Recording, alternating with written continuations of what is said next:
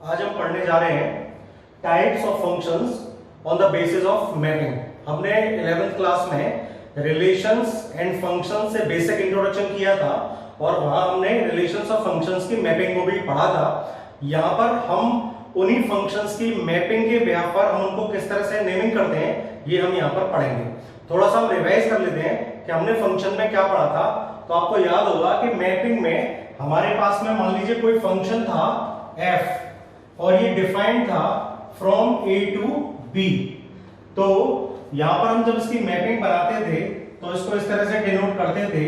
यहां पर ये सेट हमारा a हो गया, ये सेट हमारा b हो गया और मान लीजिए सेट में जो हमारे एलिमेंट्स हैं वो हो गए x, y और z और यहां पर सेट b में जो एलिमेंट्स हैं वो हो गए हमारे 1, 2, 3 और 4।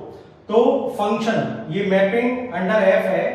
तो यहां पर क्या होता है कि हमारे जो एलिमेंट्स होते हैं वो a के एलिमेंट्स हमारे सेट b के एलिमेंट से रिलेटेड होते हैं।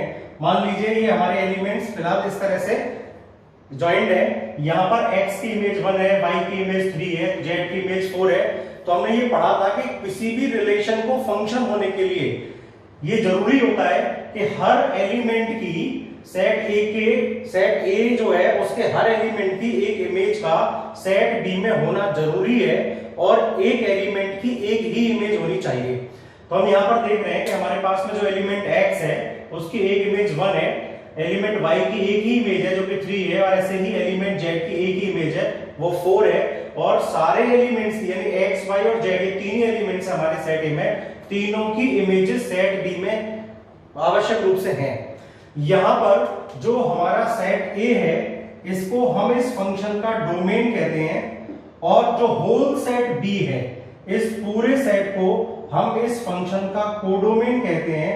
और जितने भी एलिमेंट्स यहां पर इमेजेस के फॉर्म में अवेलेबल हैं, अगर हम इन एलिमेंट्स को कलेक्ट करके एक सेट बना दें यानी ये बन जाएगा 1, 3, 4, तो ये इस फंक्शन की रेंज हो जाएगी। यहां पर जो डोमेन होगा उसके एलिमेंट्स होंगे आपके x, y, z यानी एक सेट होगा that will contain the elements x, y, z and codomain will contain 1, 2, 3 and 4। तो इस तरह से हमने देखा यहां पर हमारे डोमेन के जो भी एलिमेंट्स हैं कोडोमेन के जिस एलिमेंट से वो रिलेट करते हैं तो उस एलिमेंट को हम इन एलिमेंट्स की इमेज कहते हैं। जैसे यहाँ पर जो 1 है ये x की इमेज है, यहाँ पर जो 3 है वो y की इमेज है और जो 4 है वो z की इमेज है।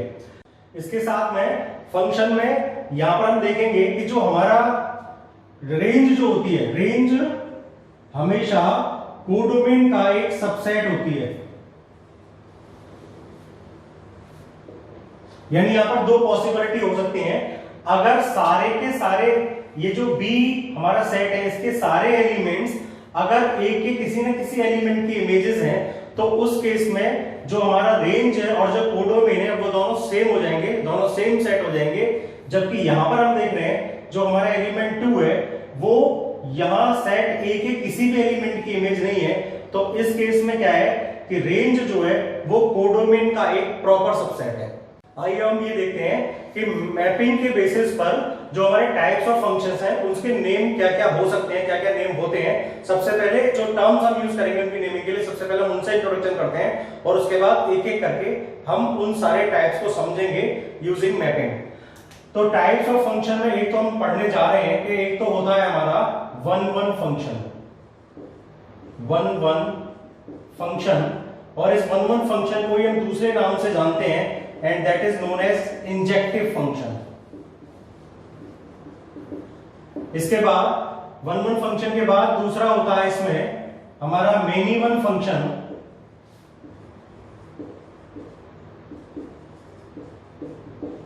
तीसरा होता है हमारा on-to फंक्शन जिसको कि हम सर्जेक्टिव फंक्शन के नाम से भी जानते हैं। और इसके बाद चौथा होता है हमारा इनटू फंक्शन। और एक ही फंक्शन के नेम हम दो तरीके से भी देते हैं। मान लीजिए हमारा कोई एक फंक्शन ऐसा भी हो सकता है जो 1 1 भी होगा और ऑन टू भी होगा, तो उस केस में हमारा जो फंक्शन हो जाएगा उसका नेम हो जाएगा 1 1 एंड ऑन टू फंक्शन, और इसको हम बाइजेक्टिव फंक्शन भी कहते हैं।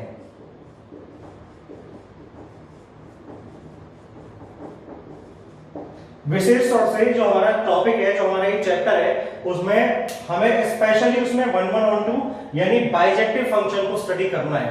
अदरवाइज हम देखें तो जो हमारे फंक्शंस होंगे उसके कलेक्टिव नेम होंगे, यानी हमारे जो फंक्शंस होंगे वो 1 1 एंड ऑन टू हो सकता है, हमारा फंक्शन 1 1 एंड इनटू हो सकता है, हमारा function many one and onto हो सकता है, और हमारा function many one and into हो सकता है। और अब हम आगे देखेंगे कि ये फंक्शन कैसे होते हैं और इनका हम नेमिंग कैसे करते हैं। मान लीजिए अब हमारे पास कोई एक फंक्शन f है और वो डिफाइंड है फ्रॉम a टू b, और हमने इस फंक्शन की मैपिंग की फॉर एग्जांपल, और ये मैपिंग हमको इस तरह से मिली कि हमारे पास में ये सेट a हो गया और ये सेट b हो गया, और मान लीजिए इसमें जो हमारे पास में एलिमेंट है वो एलिमेंट्स हैं x y और z, जबकि यहां एलिमेंट्स हैं 1 2 3 और 4। अब मान लीजिए x रिलेट करता है 1 से, y रिलेट करता है 3 से, z रिलेट करता है 4 से अंडर द फंक्शन f। तो यहां पर ये जो फंक्शन है इसको हम दो तरीके से नाम दे सकते हैं, क्योंकि हम यहां पर देख रहे हैं कि हमारा एक एलिमेंट उसकी एक ही इमेज है और एक एलिमेंट एक ही इमेज से एसोसिएटेड है, यानी x 1 से एसोसिएटेड है, y 3 से एसोसिएटेड है, और जबकि z जो है वो 4 से एसोसिएटेड है। तो यहां इस केस में ये जो फंक्शन है इसका एक नेम होगा 1 1 फंक्शन, या हम इसको कह सकते हैं इंजेक्टिव फंक्शन। दूसरी बात यहां पर नोटिस करने की है, यहां ध्यान देना है कि जो हमारा यहां पर रेंज है, यानी 1 3 4 को कंटेन करने वाला जो है हमारा सेट है, यहां पर रेंज जो है वो कोडोमेन का एक प्रॉपर सबसेट है। और इजी वर्ड्स में समझेंगे, यहां पर इस सेट में हमारा एक एलिमेंट 2 है जो किसी भी एलिमेंट जो कि ए में है उसकी इमेज नहीं है, तो इस केस में ये जो हमारा फंक्शन है ये कहा जाएगा इनटू फंक्शन। तो इस तरह से कंबाइंडली हम इस पूरे फंक्शन को जो नाम दे सकते हैं वो दे सकते हैं हम 1 1 एंड इनटू फंक्शन। अब हम दूसरा फंक्शन लेके समझते हैं।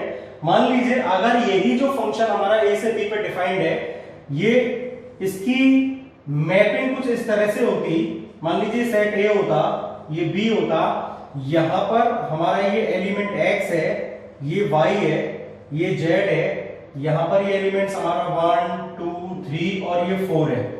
मान लीजिए हमारा x जो है वो 1 से एसोसिएटेड है, y हमारा 2 से एसोसिएटेड है, और z भी हमारा 2 से एसोसिएटेड होता अंडर द फंक्शन f। तो यहां पर हम देखेंगे एक चीज और ध्यान रखनी है कि फंक्शन में हमारे दो या दो से ज्यादा एलिमेंट्स की एक इमेज हो सकती है, मगर एक एलिमेंट की दो या दो से ज्यादा इमेज नहीं होनी चाहिए, क्योंकि उस केस में वो सिंपली रिलेशन होगा, वो फंक्शन नहीं होगा। क्योंकि बात आती है कि फंक्शन में हमारे हर एलिमेंट की इमेज होनी चाहिए और हर एलिमेंट की यूनिक इमेज होनी चाहिए। तो अगर हम बात करें कि x की इमेज क्या है, तो एक ही इमेज है दैट इज 1, y की भी एक ही इमेज है दैट इज 2, और z की भी एक ही इमेज है दैट इज 2। और यहाँ पर हमारे 3 और 4 दो ऐसे एलिमेंट्स हैं जो किसी भी एलिमेंट की इमेज नहीं है। तो अगर हम इस फंक्शन को नेम करना चाहेंगे तो ये फंक्शन, क्योंकि यहाँ पर हम देख रहे थे इससे पहले वाले फंक्शन में हमारे पास में एक एलिमेंट की एक ही इमेज से एसोसिएटेड था, तो इसलिए उसका नाम था हमारा 1 1 फंक्शन। तो यहाँ पर अगर हम बात करेंगे, यहाँ हम देख रहे हैं कि यहाँ पर हमारे ये दो एलिमेंट एक इमेज से एसोसिएटेड है, तो यहाँ पर इसका जो नेम होगा that will be many one function.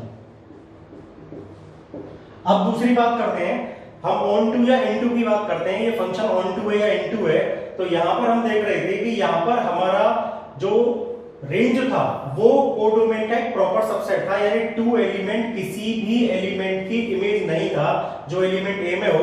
Same यहां पर हो रहा है कि 3 और 4 हमारे किसी भी एक एलिमेंट की इमेज नहीं है, तो यहां पर भी ये फंक्शन जो है ये इनटू फंक्शन होगा। और इस केस में हम एक कंबाइंड नाम देना चाहे इस फंक्शन को, तो हम इसको कहेंगे many one and into function.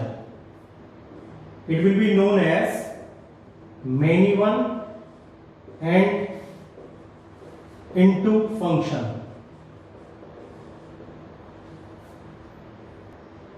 अब मान लीजिए हमारा जो फंक्शन f डिफाइंड है a टू b के लिए, अगर इसकी मैपिंग कुछ इस तरह से होती, मान लीजिए यहां पर सेट a होता, ये सेट b होता, इस सेट a के एलिमेंट होते हमारे x, y और z, और यहां पर एलिमेंट्स होते हमारे 1, 2 और 3, और इस x, ये x हमारा मान लीजिए 2 से रिलेटेड होता, ये y हमारा 3 से रिलेटेड होता, और ये z हमारा होता 1 से रिलेटेड। तो इस केस में हम देखेंगे, जैसा कि हमने अभी देखा था कि एक एलिमेंट जो है वो हमारा एक ही इमेज से एसोसिएटेड है, तो इसका नाम भी 1-1 फंक्शन होगा, 1-1 फंक्शन। और जिसको कि हम दूसरा नाम देते हैं that is injective function, injective function. दूसरी बात यहां पर हम देख रहे हैं कि यहां हमारी जो रेंज है और जो कोडोमेन है, ये पूरा सेट कोडोमेन कहलाता है, और जो एलिमेंट्स इसमें इमेजेस की फॉर्म में अवेलेबल होते हैं उनका जो कलेक्शन होता है, वो जो सेट होता है वो हमारा रेंज कहलाता है। यहां पर हम देख रहे हैं कि जो हमारा रेंज और जो कोडोमेन है वो दोनों के दोनों सेम है, यानी रेंज और कोडोमेन ये दोनों जब सेम होते हैं तो जो फंक्शन है वो हमारा ऑन टू हो जाता है। जबकि अगर रेंज एक प्रॉपर सबसेट हो कोडोमेन का, तो उस केस में जो हमारा फंक्शन होता है वो एक इनटू फंक्शन होता है। तो इसीलिए ये जो दूसरा इसका हम नाम दे सकते हैं, वो हम कह सकते हैं ये जो फंक्शन है ये हमारा एक ऑन टू फंक्शन है, और ऑन टू फंक्शन को हम दूसरे नाम से जानते हैं, that is also known as surjective function. तो जब कंबाइंडली हम इस फंक्शन को नेम करेंगे, इस फंक्शन पे कंबाइंड नेम क्या होगा, तो इसको कहा जाएगा 1-1 एंड ऑन टू फंक्शन। और इसी 1-1 एंड ऑन टू फंक्शन को एक नाम दिया जाता है दैट इज बाइजेक्टिव फंक्शन।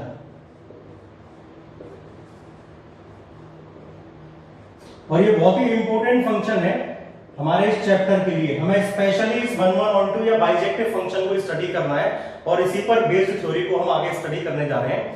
आगे हम बात करते हैं कि मान लीजिए यही मैपिंग अंडर f जो यहां पर दी है, ये अगर इस प्रकार से होती, मान लीजिए ये सेट A होता, ये सेट B होता, इसके एलिमेंट्स x, y और z होते, जबकि यहां पर एलिमेंट्स हमारे सिर्फ 1 और 2 होते। मान लीजिए ये जो x है ये 1 से एसोसिएटेड होता, जबकि हमारा y और z ये दोनों 2 से एसोसिएटेड होते अंडर द फंक्शन f।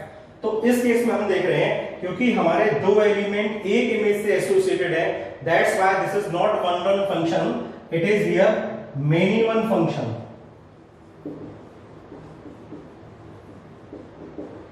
और इसके साथ ही यहां पर हम देख रहे हैं कि हमारा ये जो रेंज है और जो कोडोमेन है, इस केस में रेंज और कोडोमेन दोनों सेम सेट है, तो इसीलिए ये जो फंक्शन है ये हमारे ऑन टू फंक्शन होगा। तो इसीलिए जब हम इस फंक्शन को कंबाइंड नाम देंगे तो ये फंक्शन कहलाएगा हमारा many one and onto function.